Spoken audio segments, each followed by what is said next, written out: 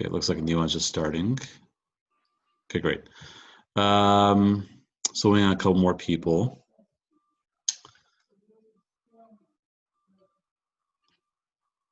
Okay, so while we're waiting a couple more people, I'm gonna start talking about the lab, what the parts of the lab will have you guys do today. And we're also gonna do that, that graphing demonstration where you're gonna try to draw. Oh, hold on. You guys hear me? Yeah, good. So we'll do that, the graphic demonstration, and then we'll also finish up the classwork as well, the problem sets from 1-4. So we got quite a bit to do in the next hour and 20 minutes. So let me share my screen. Let's talk about the lab. We'll have you guys, the portion of the lab, we'll have you guys do. Okay, projectile motion, yeah. So if you get out this one, so let me kind of walk you through of how this is gonna look. And I'm gonna hop into your breakout rooms and help you guys out as well. So we first have to click on this link, which I'm doing right now.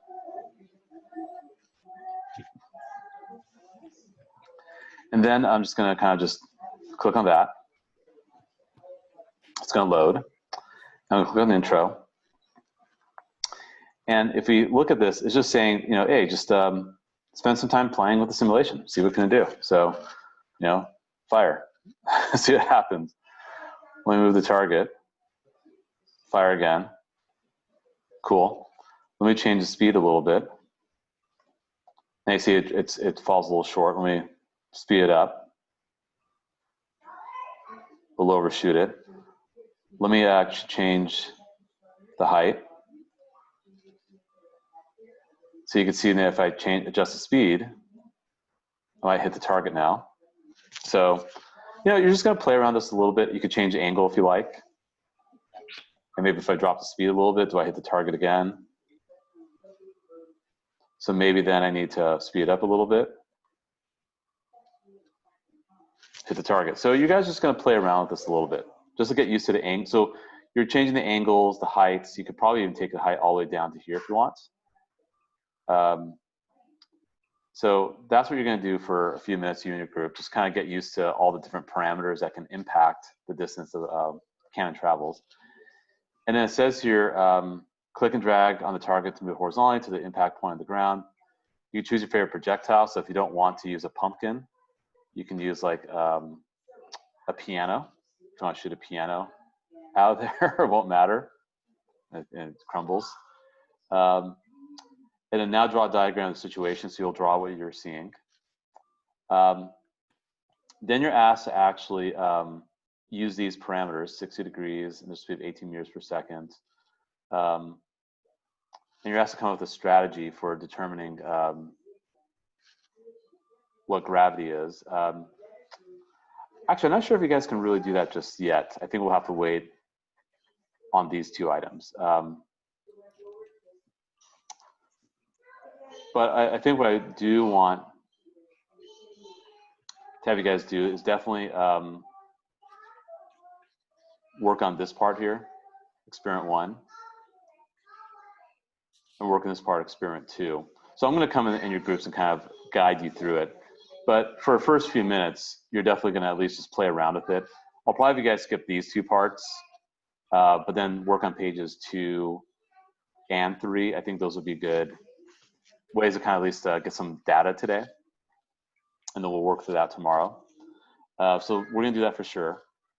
The other thing that we're going to do is we're going to do this demonstration. And I'm going to hop in your groups and do it again with you. But this little thing here, remember, you're trying to think of this as a position graph, the one that's solid black.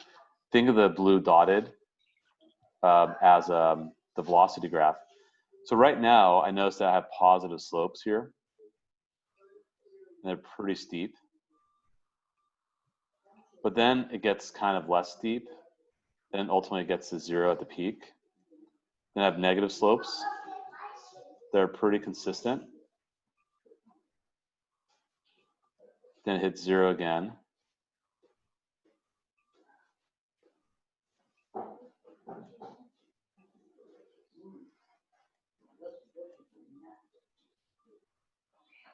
It's positive, then it gets a little less steep, and kind of negative over here.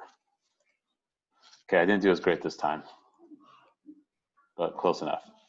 So I'm gonna put you guys in breakout. So I think the first thing I want you guys to do is work through this, really understand what's going on with this, and then I'll have you guys do the lab after that. So we're gonna do breakout rooms. Let's see, 8, 11. Who's not back yet?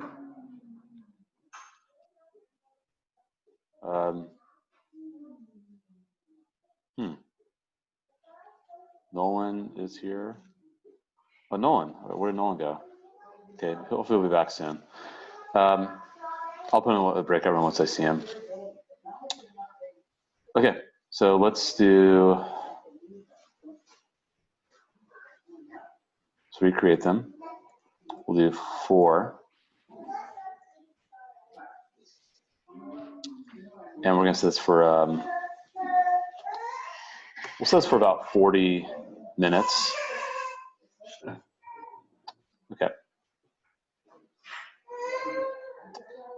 Okay, ready to join your rooms. I'm gonna hop into one of them right now. You, Mr. Amashni, so what do you want us to do now? The simulation. I'm gonna send you guys, I'll send you guys an email on it. Not the lab? Both. Okay. Yeah. And then we're only supposed to do part of the lab, or yeah, pages 2 and 3. Only pages 2 and 3? Yeah, I'm gonna send an email right now. Yeah.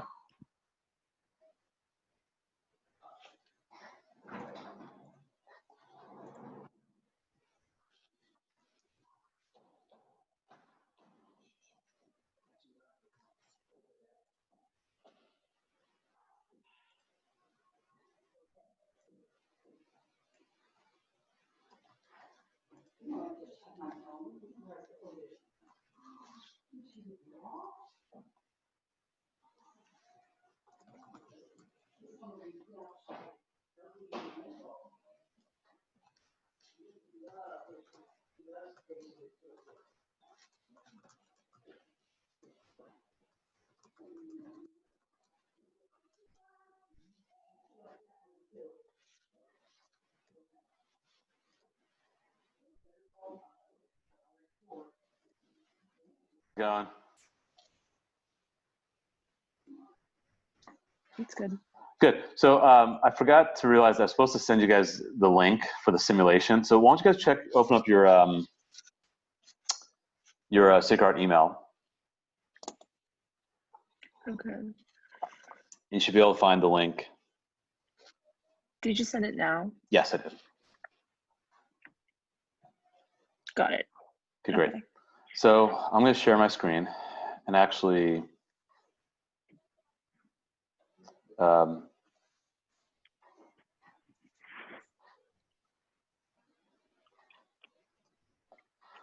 yeah, so what I want you guys to try doing, actually, let's do this. Elizabeth, why don't you go ahead and share, I'm going to stop sharing. Can you share your screen, please? Mm-hmm. Actually, let me do,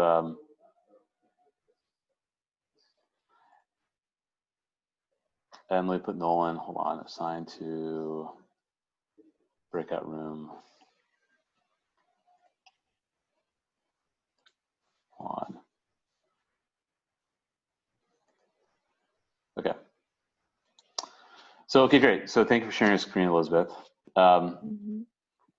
So right now, see at -6, you see how it's a positive slope. So move that dot above the x-axis. Yeah, there you go. That's probably a good place. Now the slope's getting more steep at -5, right? So move that so also up a little higher. Yeah, perfect. Then -4. Let's also move that up and also a little higher. Great. At -3, that's probably about the same slope at -4. So let's have it at the same level. Great. And then at -2, it's probably fine where it is, I'm guessing. Okay. because it's getting a little less steep, and then it's definitely getting way less steep here. Mm-hmm. And then see how the slope is 0 at the peak here? Yeah. I think we're okay. Actually, no, you won't we lower that because now it's negative. That's good. Because now it's getting negative at here, and then it's definitely negative at this point. So we could probably leave that where it is. But I'd probably move that up just a tad, so it's closer to the one at x equals 1. And I'd probably leave that where it is. And I'd probably at 4, I'd probably lower that also down to where these other 3 are. Yeah, because it's all about the same slope. But then it gets to be 0 over here. So we probably want to take where it's at x equals 5. That should be below the x-axis because my slope is still negative. Right, go and stop there. And then we have 0. That might be a little high. I might just have it just barely above the x-axis. Yeah, there we go. Now go ahead and hit check accuracy. Let's see how you did. Okay, so you didn't beat me, but you got close. And show result. Click on show results. Perfect. So this is what I want you guys to do. I want each of you guys to kind of practice this and see how you do, and see if anyone gets better than 93%, shoot me a message, and I'll come and see. You got to prove it. So, so go and give that a try for a few minutes, and I'll come back. Okay. Yeah. Thank you.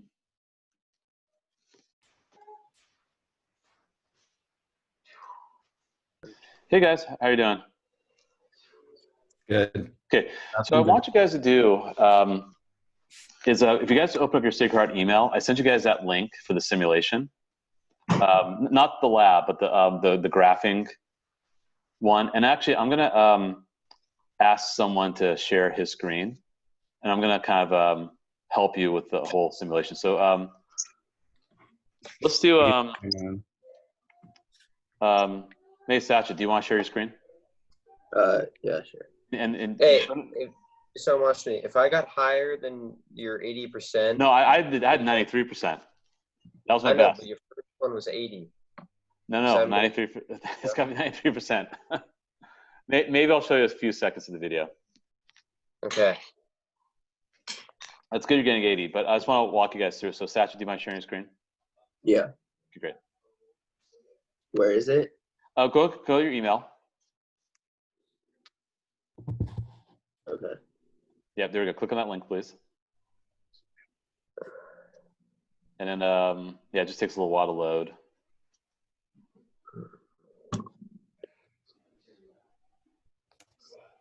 Okay, there we go. Okay, great.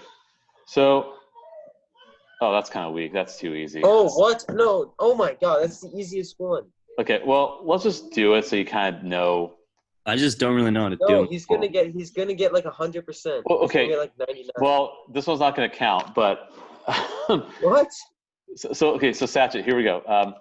What's the slope of this entire black line, would you say? Like 0. Great. So you see all the blue dots here? Yeah. You want to move them all close to the x-axis.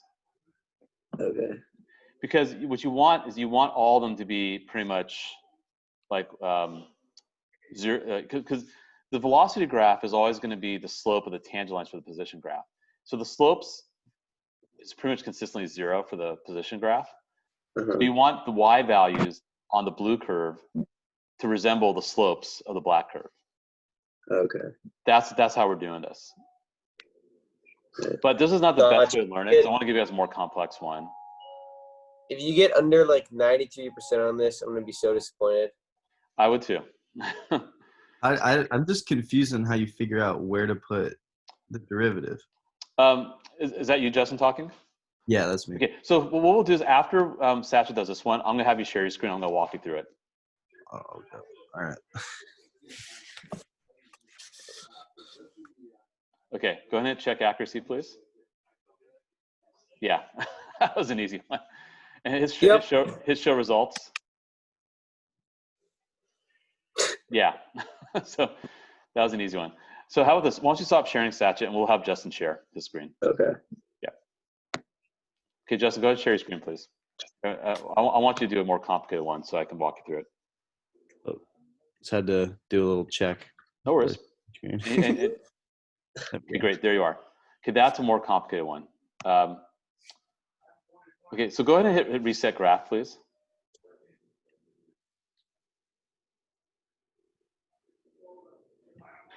Okay, great. This is okay. This is not too. This is also a little easy, but so the first question. So if you look at where my mouse is, right? Can you see my mouse, Justin? No, I can't. Oh, hold on. Let me do this. Let's see mine, Can you stop sharing and share again? Yeah. Okay, because I had to do. Okay, now share again, please. Okay, great. Can you see my mouse? No. Really? Oh, that's weird. Sure. I don't know how this works, but Hold on. Let me do this. You could just like draw on Okay, it. can you see my mouse now? no. I think so. How about this? Can you see what I'm writing? No. Oh, that is weird. It's okay. I'll walk you through it. Wait, what? Oh wait. What if I were to write? Wait. Right. Try again. I saw. think I Yeah. just- Okay. I can see it now. Okay, it's just probably had a That's me. lag. That's just me. You're doing that, Noah? Yeah, I'm the What? blue. Wait. How are you doing it? Because I enabled multiple sharing. Oh. Let's go and clear that. Can you see? Can you see my mouse still, Justin, or no? No. Okay, don't worry about it. I'll walk you through it. It's fine. I don't think you really need it. Okay, let's look at -6, right? At -6, if you look at the black curve is decreasing, right? At -6, it's like dropping. At -6. Yeah. Do you see how if you were to draw a tangent line? Oh, I gotcha. Yeah. Yeah. You see how it's a negative slope at -6. Yeah.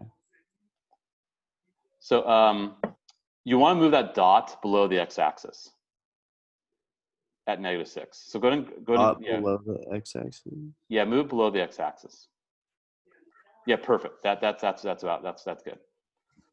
Now, if you look at -5, is your slope still negative or positive? Negative. Right, but it's probably not as negative as it was earlier on. So move that just move that maybe a little bit higher than the previous dot. Great. Now you see how at -4 it's getting closer to being flat, right? Mm-hmm. That's probably good where it is right now. It's still negative, but not quite as negative. Yeah. Now at -3, if you draw a tangent line, see how it's going to be horizontal? Yeah. So the dot -3 should be at 0. And likewise at -2. I gotcha. And probably also at -1. Oh. And probably also at 0. This is actually kind of an easy one. At 1, probably should be slightly negative. At 2, maybe back to 0. Now, what do you think is going to happen at 3? It goes positive. Slightly positive, so slightly above, right? Great. At 4 is probably more positive, so probably a little higher than the previous one. And 5, it's definitely probably fine where it is. I think 6 is probably too high. I'd probably bring 6 down a little bit, down to where 5 is. Great. Now go ahead and check your accuracy. Good. Oh, you can see the video. Show result. Oh, no, it doesn't. No. No, better than 93. No, so go ahead and, so why don't you guys go ahead and practice this? Wait, what? What? Okay. Yeah. Wait, why did it dip at the end, like at 6 instead Yeah. of? At 6, I think it's starting to get more flat. It's starting to hit a peak, I think. Hold up. I need to get 100. Well, that's cheating now. So yeah, you're Nice. cheating. So, all right. Anyway, I'll check in the other groups. So work on this for a few minutes, and then I'm gonna get you guys started in the lab as well. Perfect. Thank you. Yep. All right. Magnitude and the direction. I'm assuming it would go farther, but Hey guys, how are you doing? Good. I don't know. It looks like you guys are starting the lab, right? yeah. Okay. Actually, well, let's do this. Let's do the graphing simulation first. If one of you guys can open up your Hard email, Okay. and actually, Sophia, I'll have you share your screen. Cool. So I'll kind of like walk you guys through it, help you guys better understand, that simulation. Great. Okay, this is a good place to start. So the black curve is going to be the position graph. The blue dotted curve is going to be the velocity graph. What we need to do is we need to understand what are the slopes of the tangent lines at various x values, and move the blue dots to those slope values. So if you look at -6, for example, on the black curve, if you drew a tangent line, would that tangent line be positive or negative? Positive, right? Right. But see, the blue dot is below the x-axis. So we want the blue dot to be above the x-axis. Right. Probably that might be a little high, maybe down to 1.5 or 1. That works. Good. At -5, we need to move that also because it's still positive, right? Probably about the same height as the previous dot. Yeah, that looks good. 4, I'd probably also put it around the same height as a -5 and -6. -3, I'd also keep around the same height.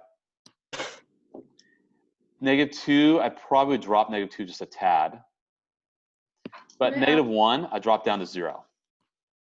Yes, because now you're flat. Now the slopes are all negative, right? Afterwards. So you might want to drop 0 down to like -1, right? And 1 probably at the same level. 2 probably at the same level as like 1. But now all of a sudden it's getting less steep, right? So you want to bring that blue dot at 3 closer to the x-axis because the slope is not as negative anymore. Okay. And then it's definitely 0 at 3.5. So at 4, you want to move that above the x-axis. Yeah, that's good. 5 is definitely steeper. It's probably fine where it is. Yeah, that works too. And 6 is pretty good. Like that's probably fine where, or maybe move that down or up. I'll leave it up to you. Now check your accuracy. Not bad. Click and show results. So, so now what I want you guys to do, I want you guys to play with this. So each of you guys should play with this a little bit. I had 93%. Let's see if you guys can beat me. Yeah, see, now you're cheating. So you're going to get 100% now if you do that. But that's good because you're learning how this works.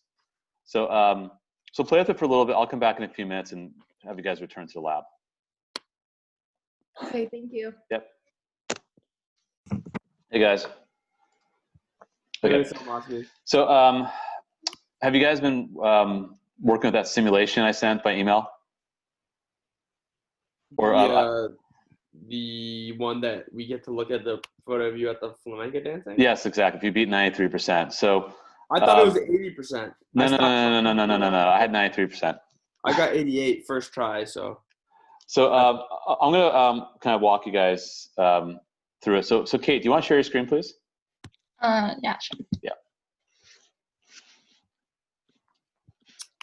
And just kind of give you a little strategy. You just start out by putting all the ones where you just put all the vertexes at zeros, and then you can figure it out from there. That's a good strategy. So so Kate, for example, where do you see the peaks and the valleys? Peak, valleys. Great. So I like what Isaac said. So definitely, hold on a sec. Let me sign her back to a group. There we go. Okay. Yeah, so definitely at -4, you probably want that close to 0. So I think you're good where that is. At x = 1, you probably want to move that blue dot above, a little higher, but still keep it below the x-axis. Maybe we'll move it close to the x-axis, a little closer, a little closer. Now at x = 0, let's move that above the x-axis. Yeah, you see how where it's crossing the x-axis here at like 0.7 and 0.8. See, that's where the peak is. And then we see another peak at 5. So you might want to move the dot here at 5 close to the x-axis. I'll probably put it right on the x-axis. Yeah, great. Now let's go all the way to -6. What's the slope at -6 for the black curve? It's negative, right? Mm-hmm. Yeah. So it's probably fine where it is. And I think at -5, it's probably fine where it is also. Maybe you can move that. Maybe you can move the one at -5 a little lower or keep it where it is. At -4, that's probably fine. -3 is positive, -2, -1. So I think we're pretty good. I think at 6, it's a little too high. I'd probably bring it down. Maybe down to 1. Right. Now check accuracy. Okay, not bad. And show results, yeah. So I'm gonna have you guys play around with this a little bit. And then I'll have you guys do the lab after that. But I'll cycle through. I'm gonna go back to the other rooms now. But see if you guys can get higher than 93%. And it has to be a challenging curve, not like a super easy one. This is a challenge. That's a good one. If you can do better than 93%, I'll show you the video. So, all right. How many people have? So if one person gets it, In your group, if one person in your group gets it, and just show me, then. But I don't know. I mean, because people can cheat. Like people can just draw the results and match it up. So I don't know. I guess I have to see it in action. I guess if you are able to do it, then you have to prove it to me that you can do it on the spot. So anyway, I'll just go to the breakout rooms.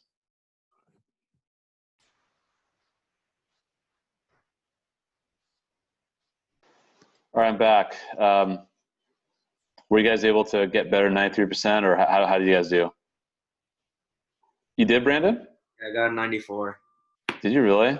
Yeah. Okay. Well, let's. I'll have to look at the video first. I'll just show it to the whole class. I think everyone can beat me, so that's fine. Well, that's good. Okay, so you guys understand how that works. Good. So let's do this. I'm going to share my screen. Let's talk about the lab. So what I want you guys to do in the lab is, kind of work, kind of spend a few minutes just playing with the simulation under the intro feature. So you guys, and yeah, you could just click, if you just click on it, that should take you to the lab. So you guys should be able to, are you guys able to access the simulation? Good, okay. So yeah, play around with a little bit, draw a picture. Don't do these two parts here. We'll save that for another day. After you do the page one, then I want you to do page two. So then you'll go to lab mode. So if I actually kind of reset this here, I'll go to lab mode right here. And then it's asking me to keep the angle at 60 degrees. So let's change that to 60. And it's asking me to change the velocity. So we could probably, have it down to 0. And you're asked to give the range, which is basically how far it travels. So it went nowhere, right? And then maybe, you could do, because I'm asking for like a few more data points. I'll leave it up to you what you want. Maybe you could do every 3 meters per second. Obviously that didn't travel very far. And yeah, it still says, hold on a sec. Because it should be able to give us the, I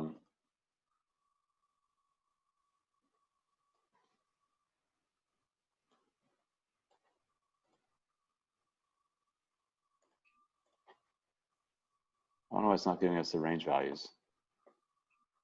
Hold on.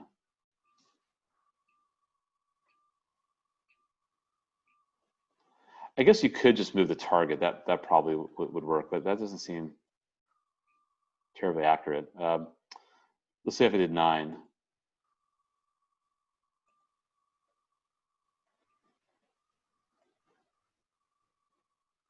That's how you can actually measure it. Just move the target to the bullseye. So that went 7.2, obviously at 9 meters per second. So you can record that. If I did 6,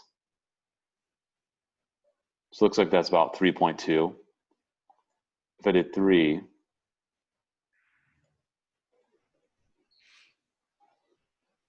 yeah, it's about 0.6, I'd say. And then you can bump that up to 12, let's say. You just kind of move that over and just measure that. So they're going to be rough estimates. So you're going to be recording this and then obviously plotting the velocity on the x-axis, the range on the y-axis. And I guess they're saying here, how does initial speed affect the range? I mean, we'd figure the speed would increase the range. So you could say, yes, you were correct in your prediction. And you'll kind of answer that question. And then you're going to move on to the next part after that. And I'll come back and check on you guys. But work on this part, the first half of page 1, and of course, page 2. Any questions? Nope. Okay. Yeah. And you guys can divvy up the work. Someone can share his or her screen. and just record the stuff. So I'm gonna check in the other groups.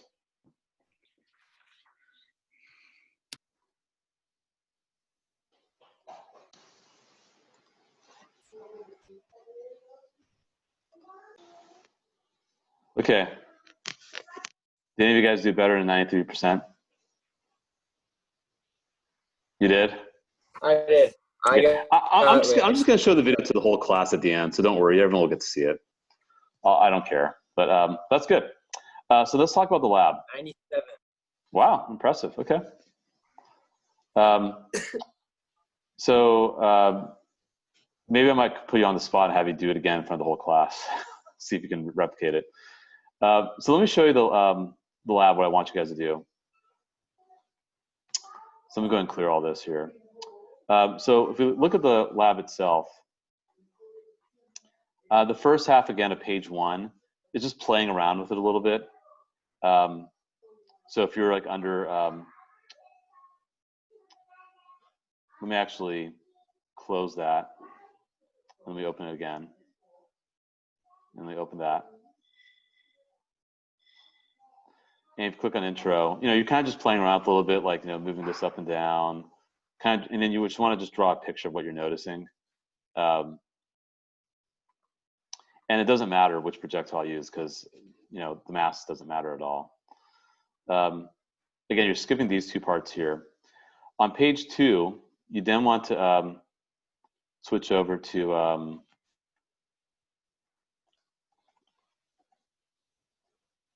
lab mode. And you're told to set the angle to 60 degrees. And then you're investigating how velocity and range compare with each other. And you can do a different velocity, that's totally up to you. So for example, let's say you start with like 4 meters per second and you launch it. So it doesn't go very far, the cannon's right there. And actually, if you want to change it to a different, say you do a car, you can do that if you want. So let me clear that. Okay, that's a little confusing. Let's do the cannon. That might be easier. Clear it. Okay, so to actually see how far it goes, move the target to the bullseye or kind of close to it. So it's about 1.4 meters. So you'd write 4 here and 1.2 meters. Obviously the range is 0 when the velocity is 0. And then let's say we up the speed to 8, launch again. So I move the target to the bullseye. So about 5.6 would be the range for 8. Let's say I bump that up to 12. Launch again. Now it's about 12.5, 12.6, 12.7, So you're just going to record all this stuff for different velocity values. And it's up to you. You don't have to be orderly, but you can do a bunch of random velocity values if you like. And you're going to plot that, where velocity will be the x-axis, range will be the y-axis. Range is the distance you travel.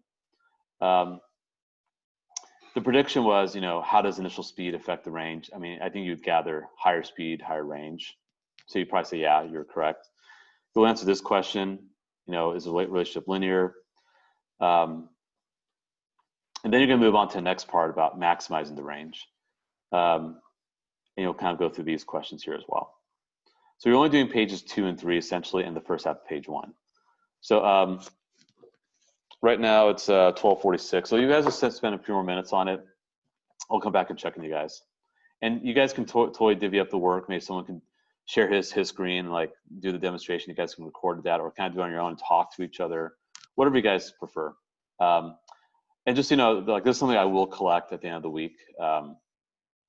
So we're going to work this on Wednesday and Thursday as well. Thursday we should. Where do you find this again? The worksheet. Yeah. You should have it. It was one of the packets I put in the lockers. Okay, so it's one is the not, lab worksheet. Yeah, it was. I mean, there are 3 that have your name on it. It's gonna be one of the ones that's not as thick. Yeah. So you can start writing that out. Okay, I'm gonna check in the other rooms. Okay, thank you. Yep.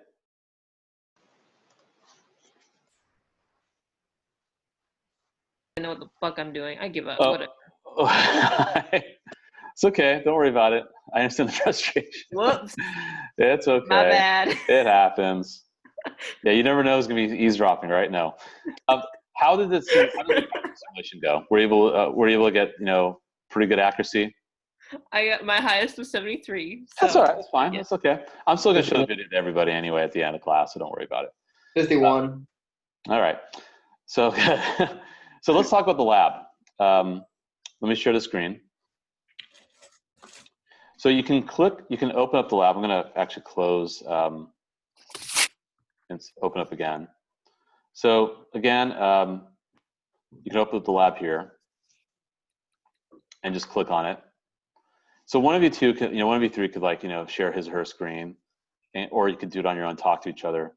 But what you're gonna do for just a little bit is kind of like play around with this and see what happens. Like you kind of notice that it's following a parabolic path. If you change the angle, obviously it's higher, but still a parabolic path. If you kind of change the height, still a parabolic path. If you change the speed, maybe make it slower. So that's all you're going to kind of just draw, is just draw like a parabola. So that's what's happening there. Ignore these two parts for now. The bottom half of page 1.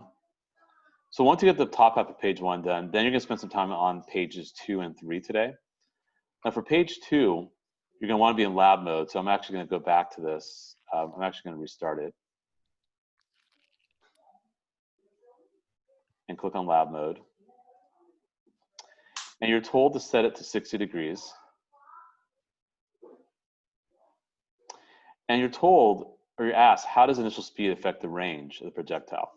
So what do you guys think? If I make this go faster, do you think this will go further? Yeah. Yeah, totally. Yep. But you're going to investigate. So you're going to start by actually doing different speed values. Like let's say I do 6 meters per second and launch it.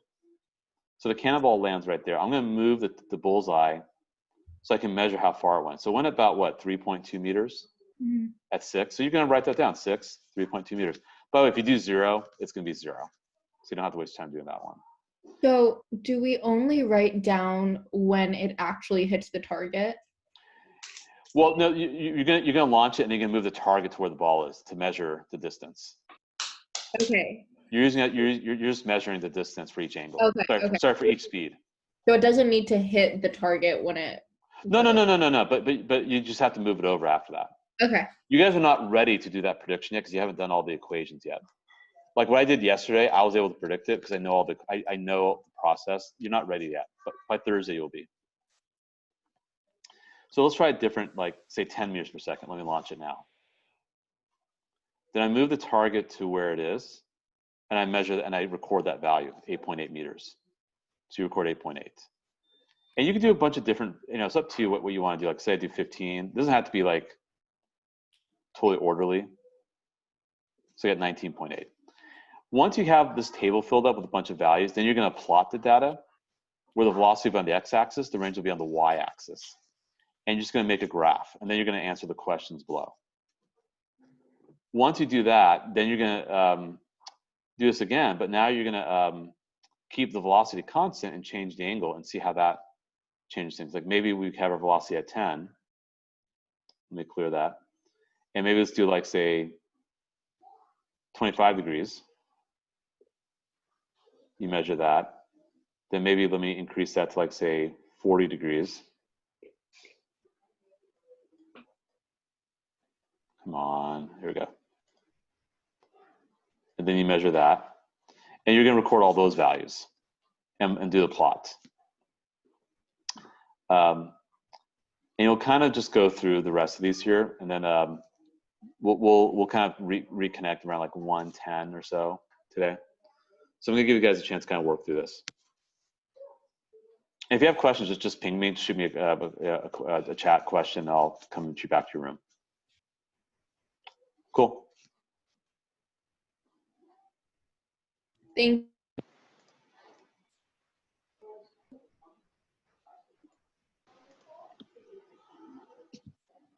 Hey guys, just checking on how things are going. So we're able to do more work with that graph thing. Good. Have you guys started the lab yet? No. Yeah, we did before. Okay, so let's go back to the lab. Let me actually share my screen. So again, you could just sort of, let me close this window. You click on the link here, click on that, and then click on intro, and you kind of just play around with this a little bit, like you shoot the cannon. You kind of try different angles, try different speeds, adjust the height. But what's the path every single time? What kind of shape is the path taking? A curve. Yeah, what do we call that type of curve? You guys remember from Algebra 2? Exponential. It's not exponential. Quadratic. Yes, but more specific, we say parabolic, like a parabola. But yes, it's like a quadratic. So you want to just draw that over here. So I don't think you guys need to spend too much time on that. I think that's pretty self-explanatory what's happening there. We do want to spend some time. I'm going to keep you guys in this room until about 1:10 today. Click on lab. And you're going to ignore the bottom half of page 1. If you focus on page 2, first of all, we're putting what will happen to the range when you double the velocity. Let's say, so it keeps at 60, right? Let's say I do a speed of 8. See how it's like 5.7? Let's say I double that now. Is it like 20? 22.8. So it looks like it went up by 4 times as much. That's what I predicted. Yeah, kind of interesting. So we're going to come with the derivation for these equations much later. I have a question. Hmm? For the test, are we going to need to know like how to graph like for the derivative function, like that exercise we were doing just now? I might do like a mole choice, like say if this is a position graph, which velocity graph would match with this? Probably more matching, I'd say. I'm not sure if I do freehand so much because I'm going to probably do this online. That might be hard to do. Yeah. But maybe matching might be fair. So anyway, so what you're going to do is you're going to play around with this a little bit. Like let's launch it at 12. Let's launch it at like say 18. And you're just going to move the target to the bullseye where the cannonball is, and then you're just going to record those values. So like this is obviously at 8, I believe. So that's 5.6. This is at 12. This is at 16. This is at 18. You're just going to record all these values here and then plot them on the graph to the right. That's why I actually printed this for you guys. So you didn't have to worry about printing them. So you guys should have this from the lockers when I left them there. And velocity on the x-axis, range on the y-axis. And then you'll say where you're correct in your prediction. And then you're going to do this again, but you're going to keep velocity constant, but change the angle. So say I have my velocity at like 10, and say I do this at like, say 30 degrees. And you kind of measure, okay? And say we increase this to say 40. Launch again. And measure that one. So you kind of move the target around to the bullseye to kind of measure the range. And you're just going to plot it again. Angle on the x-axis, range on the y-axis. You'll answer some questions about all this stuff here. And you guys will be working on pages 2 and 3 today. So once we're done with pages 2 and 3, we're done?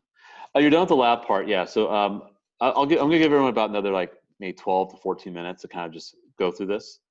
You guys can kind of like do the simulation individually and kind of talk to each other, or maybe someone could do the simulation. Someone could share his or her screen. Someone can record it, and then you guys can send images of your work. This is something I'm going to collect at the end of the week, in addition to the problem sets too. So we're going to work through this lab through Wednesday and Thursday as well. But right now you're kind of sort of just playing around with it and just recording data. So, and if you have any questions, just shoot me a quick message. I'll kind of come back in the next few minutes to see how you guys are doing. All right. Thank you.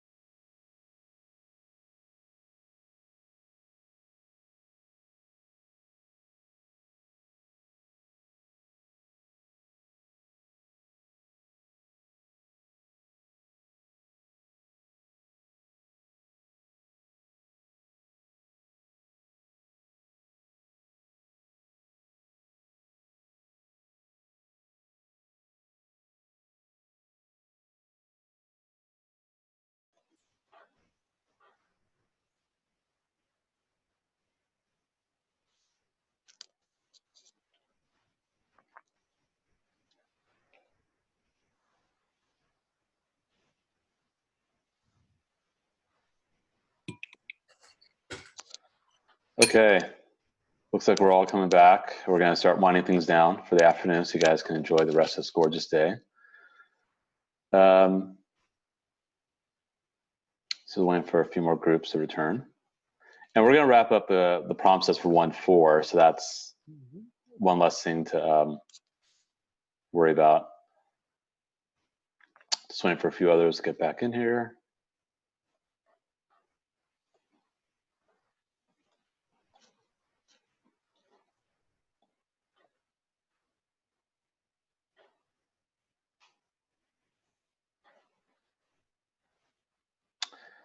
Good, everyone's back. Perfect. Okay, so first off, you guys did great. Let me share my screen. You guys did great with this. I am going to show everyone the video. I found it, so I'll do that right in the class. So yeah, as long as you guys are getting it, that's all that matters to me. So, but I'm going to see if I could do. Maybe we'll do a competition tomorrow, and let's see if you know. I'll see if I can get like close to 100% from scratch. But that's great. Very happy that went well. The labs, I kind of talked to each group a couple times about the labs. So the plan is to try to get to the end of page 3. If you didn't quite get there, or if you're still stuck, we'll talk about it tomorrow, and we can do that for the first 30 minutes. We can recap that. What I'll probably want to do is I'll probably just wind up like kind of filling this out myself, and then kind of seeing if you guys have similar results. And then tomorrow we're going to work through probably pages 4, 5, maybe 6. We'll see. No, that might be a little much. That's a little too ambitious, I think. But we'll have like 2 more days because I want to have this wrapped up by Thursday. And just the way I'm gonna going back to Schoology again. So obviously I'm grading on a few things like the discussion. So definitely by tomorrow you want to have at least every initial post. I'll grade that by the end of the week. The lab write-ups, I'll put a link for you guys to upload a scan of your lab write-ups. I'll probably do that for the homework that's due Friday.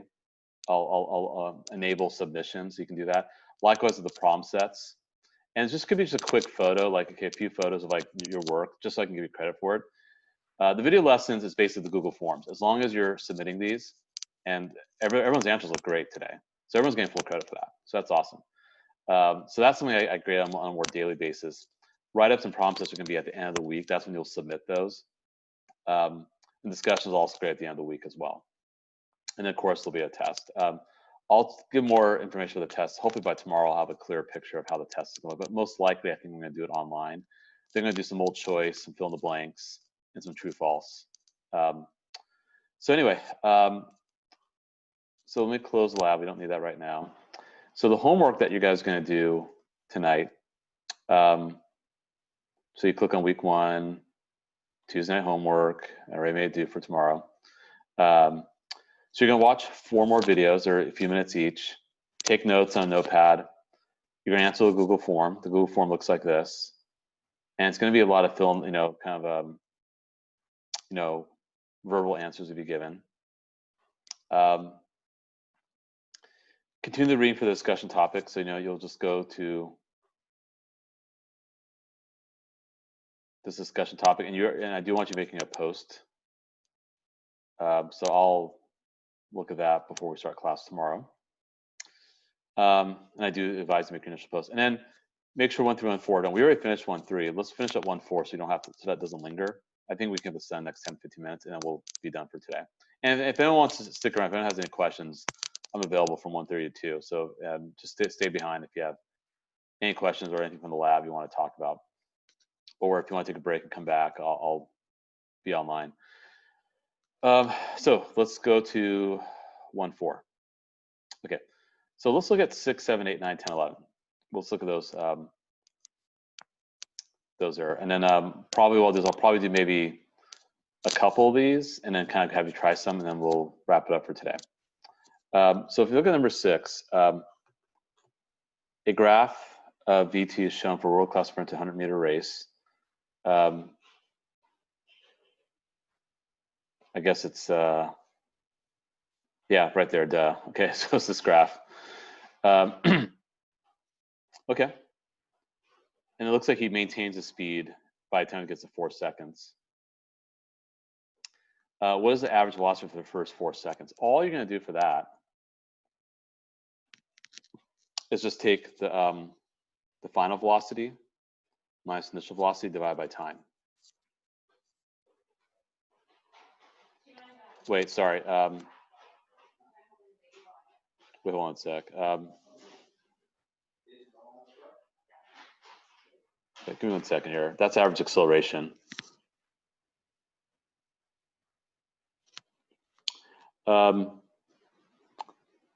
Wait, why am I drawing a blank here? Oh, all I guess you wanted to do.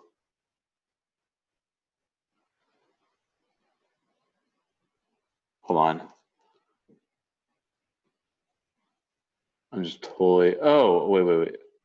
Okay, I think all we're doing is this. You're doing the initial velocity plus the final velocity divided by 2. My bad. Sorry, I totally spaced out there. So you want the average velocity if you're already given velocity values.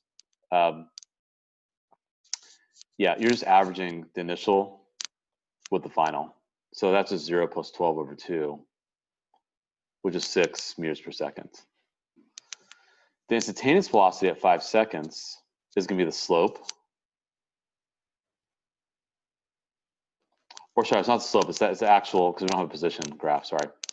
It's just going to be what you see at 5 seconds, which is just going to be 12. The average acceleration, that's when you want to take the slope. So you're doing 12 minus 0 over 4, and that's to get 3 meters per second squared. And what is this time for the race? Obviously, he finished it in 10 seconds. So that's how you go about number 6.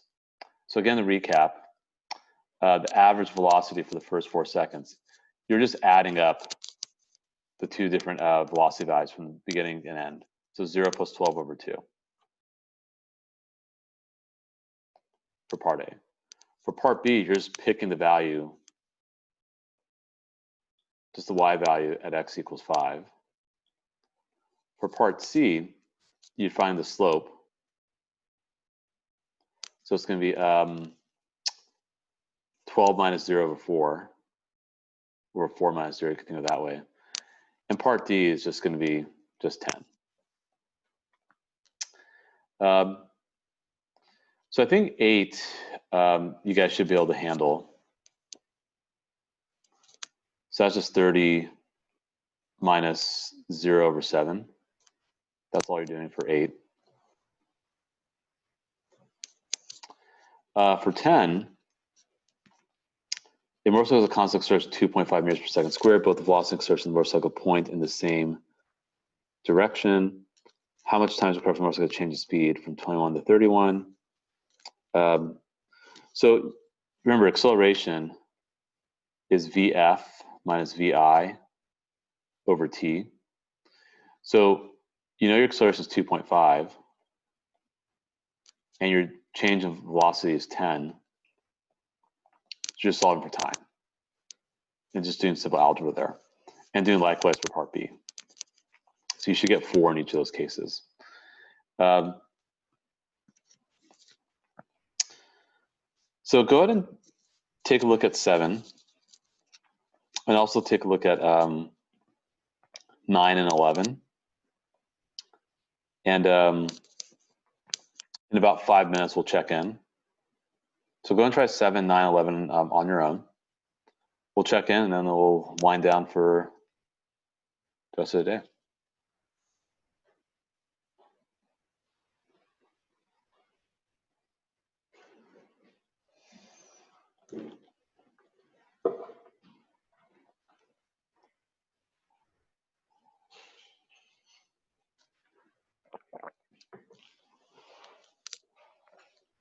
Oh, and yes, I will show you the video that I didn't forget. So I'm not going to back myself out of that.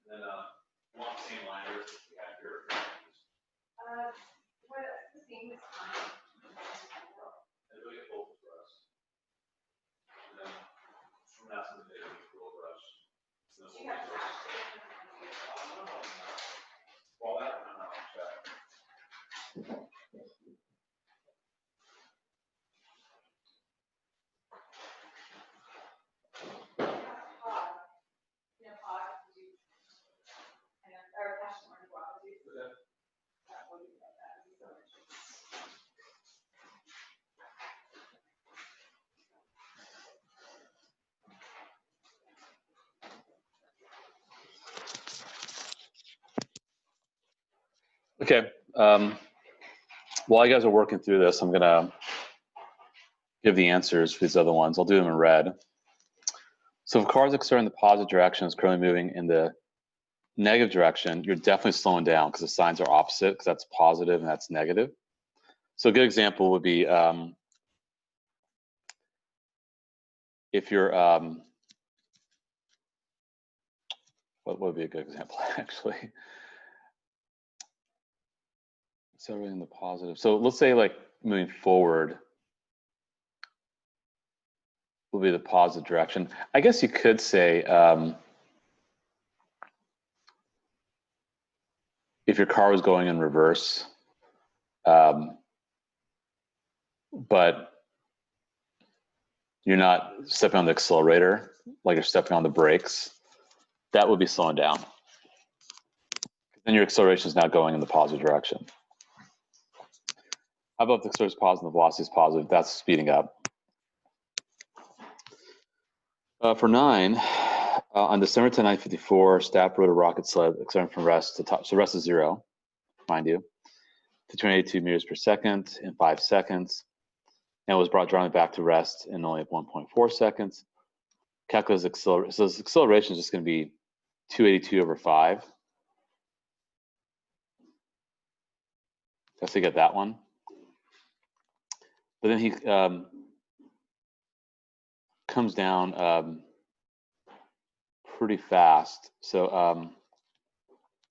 in 1.4 seconds. So you're going from 282 over 1.4.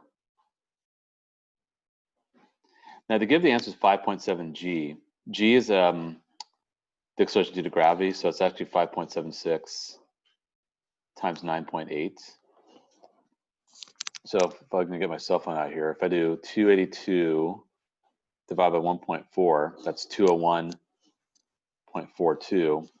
If I do 5.76 times 9.8, actually, no, that's not true. Then I wonder where's the 5.76 come from? Oh, 5.76 is for this. Yikes. Okay. Express each in multiples 9.8. Okay, sorry, I totally confused that. My bad. So these are the same answer. And then I was correct, but it's negative 282 over 1.4 because you're going from 0 to 282. Like your final 0, your initial is 282. So you're losing speed. Okay, that's all they're doing. And then for 11, the runner accelerates the velocity of that due west in 3 seconds. The average acceleration is 0.64. Also directed west. What is its velocity when you began? So you're using this formula here. You want the initial velocity. So you're essentially what you're doing is you're doing 0.64. Fine. I'll do it up here. Your final velocity is 5.36. Initial velocity is VI over your time, which is 3. And you're solving for VI. If you do it correctly, you should get 3.44. Cool. So any other questions about the rest of these problems for 1-4? We're okay. So yeah, so we've now covered velocity, we've covered acceleration, we've covered position, displacement. We've talked about vectors and scalars. We've talked about the graphs of these. We've done algebraic work, we've done numerical work, and we've done graphical work. That's actually kind of a big part of math, just being able to see all those things and how they're all intertwined.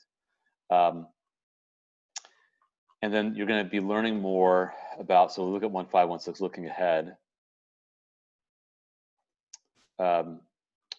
we're going to be talking about free fall. So like when something's falling from a cliff, kind of like that first part of the lab where you fire the cannon, had a parabolic path. One-dimensional motion we'll look at too. And then on Thursday, we'll do the more projectile motion stuff. And that's when you'll be able to predict the landing point of a cannon based upon the angle, the velocity, and the height. So you'll be able to be really accurate at the lab by Thursday. But we'll do 1516 in class tomorrow. 1718 we'll do a class on Thursday. We'll finish with the lab on Thursday. You have the discussion kind of work through. There'll be videos to watch. And then by the time we get to the end of Thursday, I'll have you guys work through the review packets for our test on Friday. Our test will be in the afternoon Friday at 1 o'clock, but we'll use all of the morning for practice and review and stuff. So by the time you get to the end of the week, you guys will have known how to do all this stuff here from chapter unit 1. That's kind of like the first month in some ways of physics. So I know that's a lot we're doing, but we're committing a lot of time to this.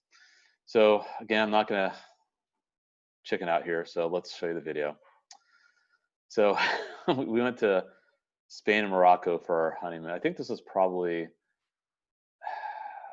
might have been the first, because we had Spain first, Morocco back. I can't remember. Let me look at the date of this. Hold on.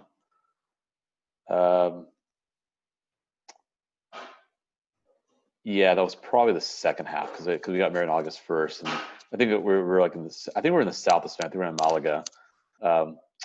Anyway, here we go.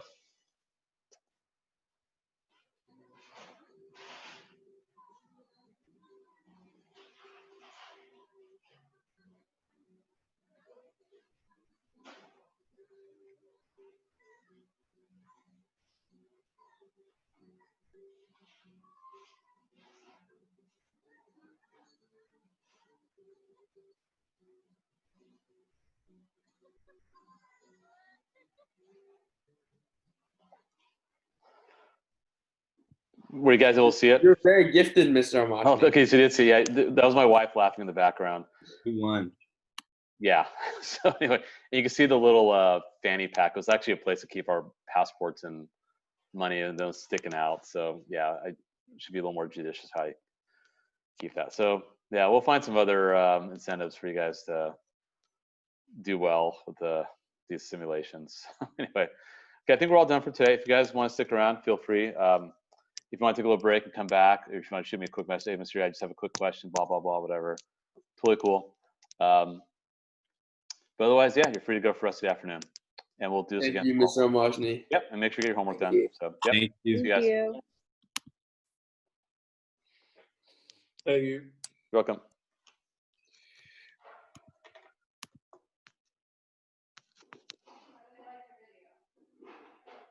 Mystery.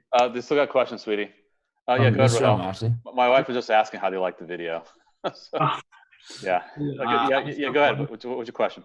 I have a question on the simulation. Could you show me one more time, like how to like kind of like get it? Like it's like kind of a new concept for me, so I'm not. Are you talking about the derivative graph? Yeah. Yeah, let's do it right now. Okay. So let me close that down. Go to email.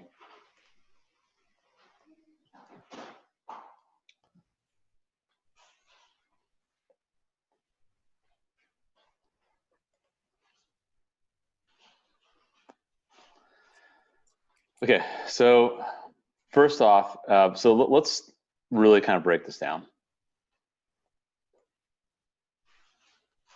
So this is a positive slope. Yeah. And that's a positive slope. And that's a negative slope. Oh, let's do that better. Okay, and then blue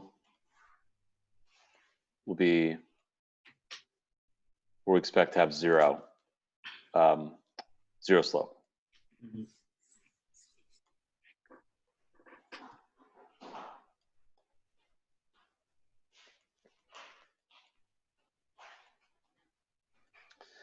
Okay.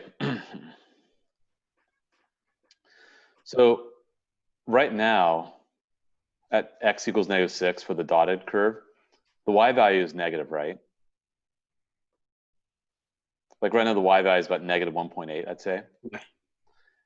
but the slope here is positive. So remember, the slope of the black curve is the y value on the dotted blue curve.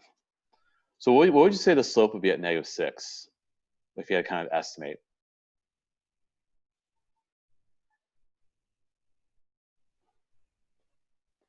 Like, would you say it's 1 or 2 or 1.5? What do you think? You're going up 1 and over half. So So then would it be like 1.5 or something like that? Probably close to 2 if you did 1 divided by 0.5. That's 2. Yeah, because you're going up 1 unit and right half a unit. So I'd probably put it around here somewhere. And see how this looks very linear right now, this portion here? Yeah. I'm going to trace with my mouse. So I'm going to probably keep it at the same y value at -5. Now at -4, you see how it's not as steep. Like if I were to draw a tangent line, it seems like I go up maybe half and over 1. So probably the slope's about 1/2.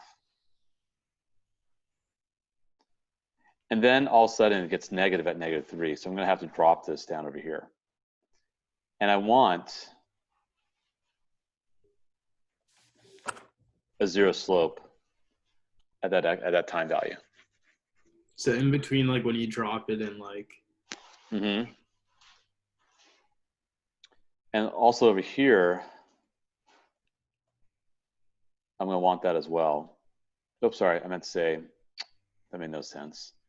It's from the black curve. So can you explain how you know like how far to go, like with How the high to go? yeah, with the tangent line? It's kind of a guess. I mean, I know it has to be positive. Okay. I mean, and I know that's relatively speaking, it has to kind of drop. Like for example, sometimes it's not as steep. Mm-hmm. Oh shoot, that's right. I'll erase all this. So let's keep going here. At -2, the slope is negative, right? And it's probably more steep than the slope at -3. Because we're seeing more, like think of like a roller coaster. Mm-hmm. Like you get to the high here, so the roller coaster stopped for a little bit, right? Yeah. So it's Then like, the roller coaster's moving, but now you're scared because it's going down, and you're really scared at this point. Think of it as a scare factor if you want to think of it that way. okay. And at -1, it's still going down. You're still pretty scared. You're still the same level of fear. At 0, it's still, but it's slowing down just a tad, and definitely it's slowing down. So then your heart's not racing as fast. Mm-hmm. Then you kind of stopped, like oh, okay, and now you're going up the roller coaster, and you're kind of going up a little faster now, and probably about the same speed over here. Probably the same over here, and probably then starting to kind of flatten out a little bit. Okay. Oh, okay. So, yeah. And Mr. E, I just have a really quick question. Yeah, probably. I just got back from Tahoe, and I was wondering if there's any, if I could pick up like a packet anytime. Yeah, soon. yeah. I'm just not gonna be able to make myself to campus until probably the end of this week. But what you could do, actually, it won't be too hard for you to do. They're on envelopes. So if you go to school, if you go to lockers 44, 47, and 50, right, open up the lockers. It's gonna be a bunch of loose packets. Go ahead and grab, and there's 3 sets of each, but they're not organized. So what you want to do is grab weeks 1 through week 6. Or sorry, week 1 through week 5, or weeks 1 through week 6. Some will say week 6. No, I think they'll say week 1 through week. I don't think there's any that say week 6. So week 1 to week 5, just go ahead and pick up each one for those. Right. And you should be able to grab it all.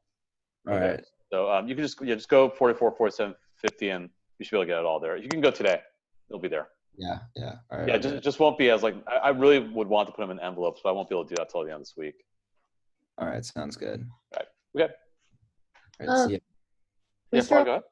I just had a couple questions All right, because please. I feel like I don't know what I'm doing. Okay. So, oh, hello. Well, And- Oh, hi. How are you? Good. How are you? Good. I just don't know. Like, I was wondering what you think I should do. Like, should I like get a tutor or something like that? Just because like I'm not used to like a course going this fast. It is fast. What part? Like, would you say the problem sets have those been a little challenging? Yeah, Okay. I would like I kind of understand the graphing and like I understand like the simple equations like velocity and like acceleration Yeah, and sure. stuff like that. But then when it starts to get to like I always have struggled with word problems, so like they're hard for me. But I was just wondering like what you think I could do to like. Well, if you were to work with somebody, it wouldn't be such a bad idea to work through the problem sets. I could do that too with you if you wanted to meet like maybe 30 minutes before class starts. That's something we could do, you and me, for sure. Just to make sure. So like, for example, we could probably, like the problem sets we'll do later in the day, I could do with you so that when we do them later, like you'll feel comfortable. Okay. And we could spend some time right now if you want. I definitely have, we have, unless you need a break. I mean, No. I just had like a few questions. Sure. Yeah, and I think that's something we could do down the road. We could, and I am available. I've had a lot of meetings the past, today and yesterday, early in the morning. But looking at my schedule the rest of this week, I have nothing going on before 10 o'clock. So we could do.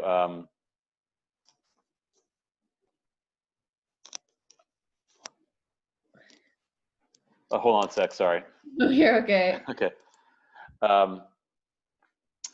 So yeah. Here, hold on a sec. No, I was waiting for your dad to go to Home Depot. No, I already paid him $100. You could tip him if you want. You want to give him $20? Sure. I don't know how long they're here. Maybe give him like, maybe 20 each. I don't care. Yeah. Sorry about that. My wife was asking me a question. No, you're okay. Yeah, we just had someone come do assembly for a barbecue, and just really tip him. Like, yeah, fine, give him tip him. So anyway, yeah. So anyway, Joy's working from home, right? Yeah. So I would say like the rest of this week, I don't really have anything going on before 10. So I'll hop on at 9:30. Yeah. And what we'll do is we'll work through the problem sets that we're gonna, because basically we're gonna be do 2 problem sets a day. So so we can do that. And for now, let's just kind of go back. Let's just go back through 1-1. Yeah.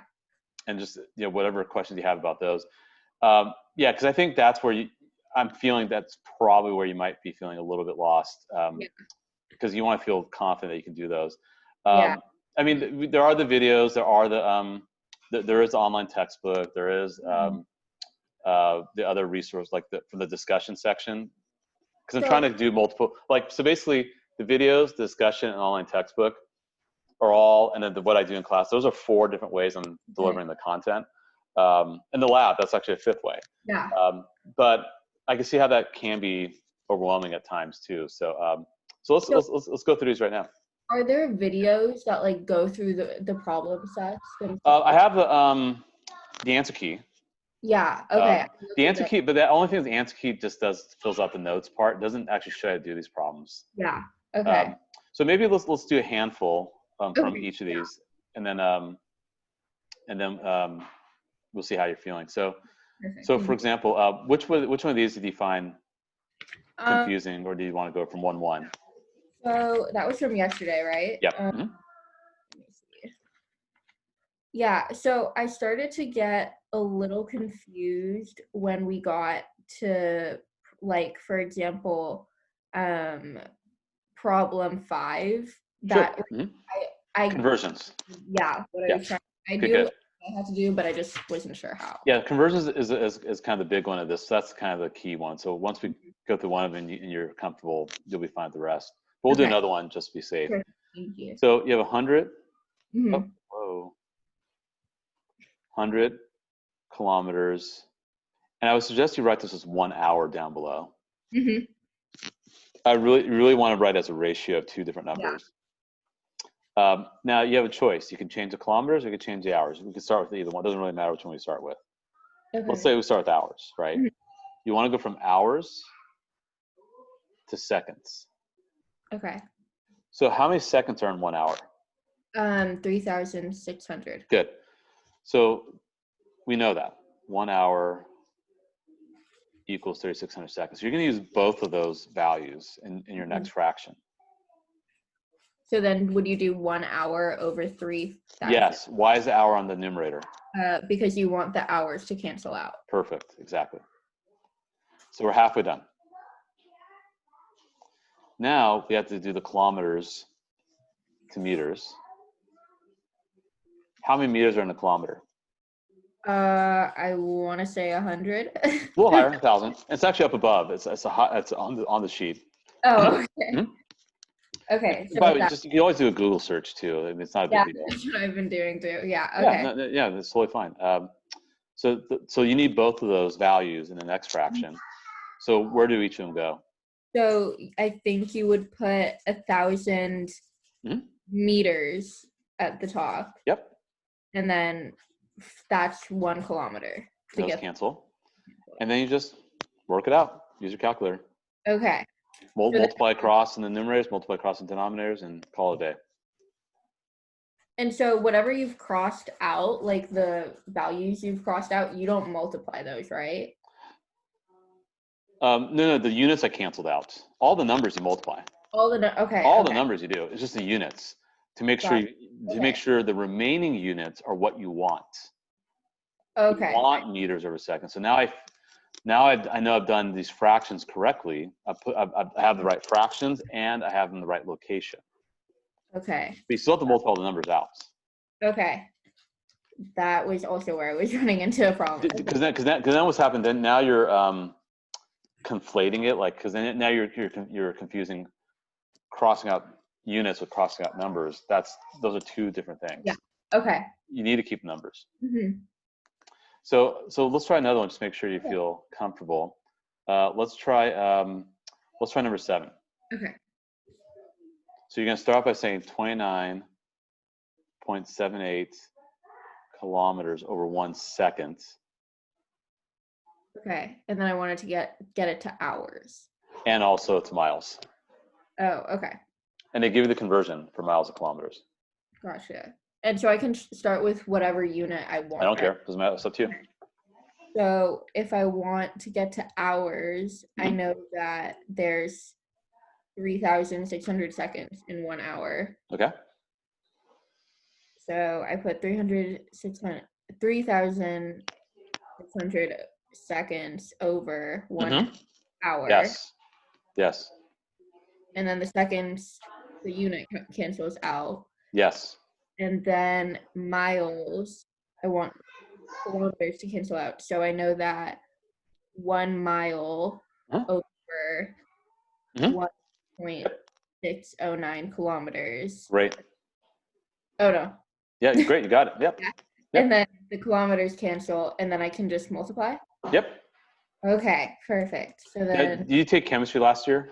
I took it 2 years ago. Okay, so you might because you do a lot of this stuff in chemistry, but you may have forgotten. Okay. Yeah. I know the gist of it, but I still, like, even then I had some trouble with it. So I just needed, I think, like. Okay, so that's 1-1. Yeah. Okay, let's look at 1-2 now. Okay.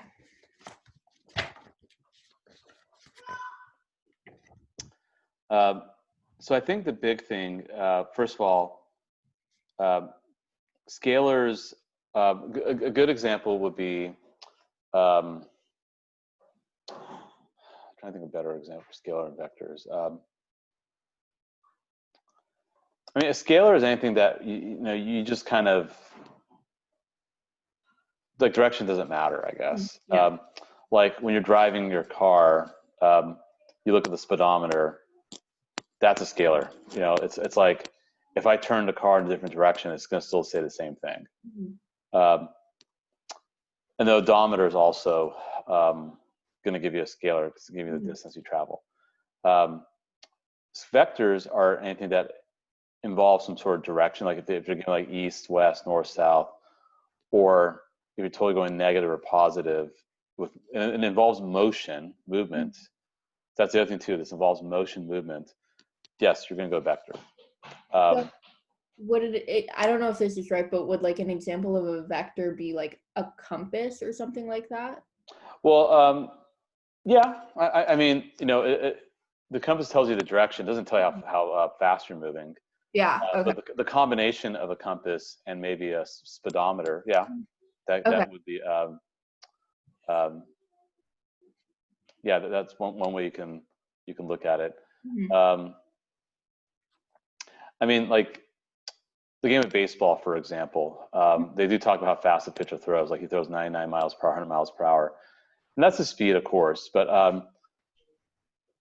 in the batter, obviously he hits the ball, and there's a speed that leaves the bat. But for batters, you usually care more about velocity because you kind of want the ball to point up, so it'll leave the park and you hit a home run. So you're looking at not just the speed, but you're also looking at the angle too. So the lab we're doing is really, we're looking at velocity because you're changing the angle as well, the direction. So those are vectors. And what we're going to do with vectors is we're going to start breaking it down by horizontal and vertical. Like, for example, so we have like the cannon.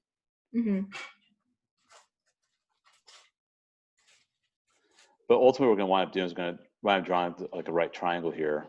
And then we're going to call this like Vx and Vy. We're going to do that on Thursday. Where this is the velocity that we set. We set this, but then we break it down, and we like, for example, you have an angle here, right? Yeah. You might remember doing trigonometry, like sine, cosine. Yeah. Geometry. So, like for example, sine of 30 degrees would be Vy over V. Cosine of 30 degrees would be Vx over V. Okay. We're going to do that down the road. So that's why we care about vectors, because we do have to look at horizontal, vertical directions. But the bottom line is, anything that has direction is going to be a vector. So A is just books on a shelf. That's a scalar. Here, you're just given the distance. That's a scalar.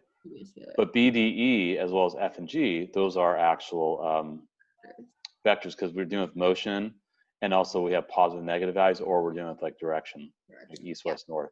Now H, there's no motion there with that. So that's why we just, even if you see a negative, that's just a scalar because it doesn't deal with motion. Okay.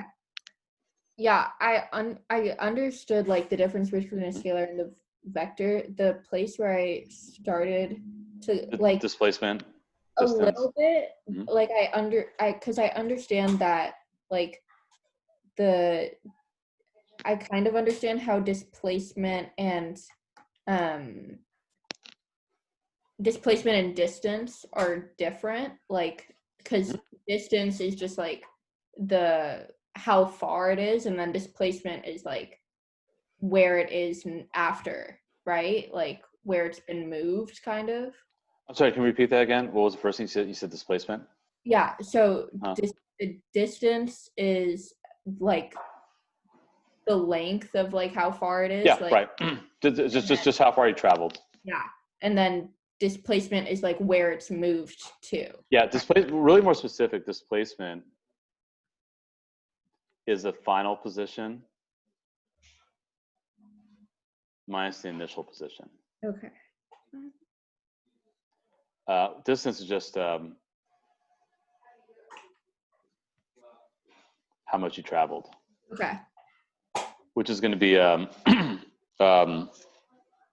like a Fitbit. You can think of it that way, like the number of steps you've taken. So if you look at C is a really great example, because C, goes from 2 to 10. And then it goes from 10 to, I think, 8. Yeah. Then it goes from 8 to 11. Yeah. So it goes 8 plus 2 plus 3. That's where your distance is 13. But your displacement would then be 9. It'd be 11 minus 2, which is 9, exactly. Okay. Right. And then when they say the magnitude of displacement, the magnitude, that's just going to be the absolute value Mhm. of your displacement. Gotcha. Because then then you don't care what's positive or negative. Yeah. I just had one other question Sure, actually. go ahead. So what are the purpose of tangent lines? Good. Well, let's let me do the whiteboard. That might be better. Let me stop sharing. Let me share a whiteboard. Okay. So remember, velocity is this. The final position Mhm. minus the initial position over time. And so let's say this is your initial position. Let's say it's your final position. Sorry, oops. Because we're putting it as y. Mm-hmm.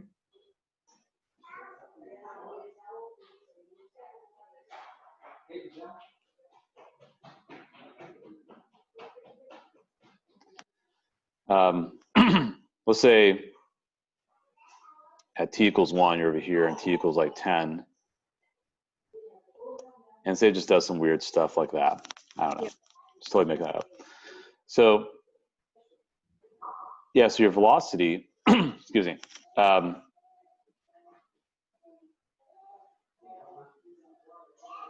actually, hold on a sec.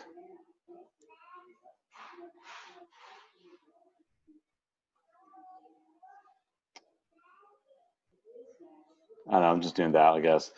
So yeah, I mean, you're just, so it's just basically slope. Okay.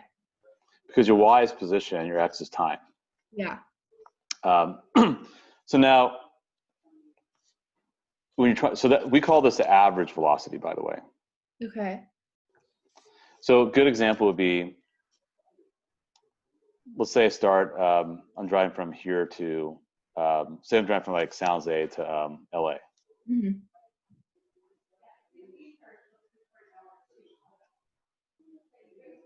Again, that's the position. That's time. These aren't hours.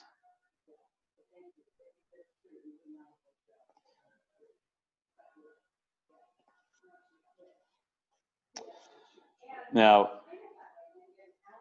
what's going to happen is that I don't think it's going to be consistent like this.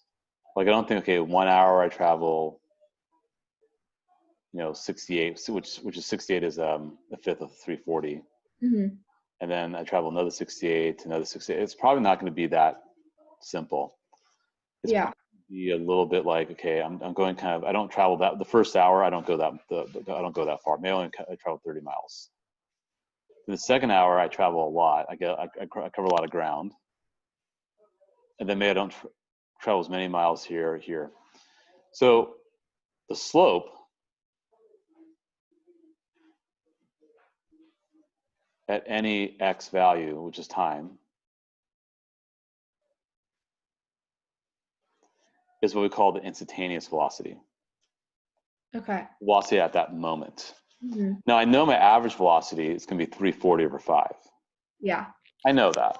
So I average 68 miles per hour. But at a particular moment, like at 2 hours, how fast was I driving at that time? That's why I need the slope Okay. of the tangent line. Oh. Okay. Because the slope is still going to be the change of y over change in x. Mm-hmm. Which is, change of position or change time, but it's just at a particular moment. That's why I call it instantaneous. I probably didn't make that very clear. I probably need to clear up the students. That was, I might have glossed over that. Because that is actually a very important concept I should really be very clear about. I think actually that will be more clear in the videos tonight. I believe so. Okay. And then, but when you're kind of just looking through a whole range from like from here to here, that's going to be the average velocity. Okay, so just to tell you, like, because the slope will only tell you like the average velocity. The tangent line is to tell you like at a particular moment. Okay, gotcha. And that was the exercise we were doing with the graphs today, where you had a position graph and you want to draw the velocity. So you want to get the velocity at various at particular times. That's what. So we were doing instantaneous. Yeah. Mm-hmm. Okay. Right. Okay. I feel better. Yeah, and remember, because this is y and that's x, and so change of position for change of time is velocity. And then when you go the next level, when you go from velocity to acceleration is the change of velocity for change in time. You're seeing the same thing. Okay. Yes. And so in terms of the problem sets, because we were gonna like send pictures to you of on Friday. Sure. Would we like have like all our work and everything shown for each problem? Just do what you can. I mean, it's you know, I just want to just see what you guys are doing. That's all. Okay. Okay. Yeah. Whatever makes sense. I mean, Yeah. I mean, I don't want you taking like a gazillion photos. Yeah. So, yeah, I don't know. I haven't. I would just say like maybe a picture for each problem set is enough. Okay. You know, like so like we're gonna do 8 problem sets, so maybe 8 photos would be enough. Okay. Just just a few of each. Okay. Thank you so much. Good. Great. Okay. Perfect. All right. I'll see, and I'll be online tomorrow at 9:30. Perfect. I'll be there. I'll just be showing up a half hour early just for everyone to show up. So. Thank you so much. I really appreciate it. No problem. See you later. Bye. Bye.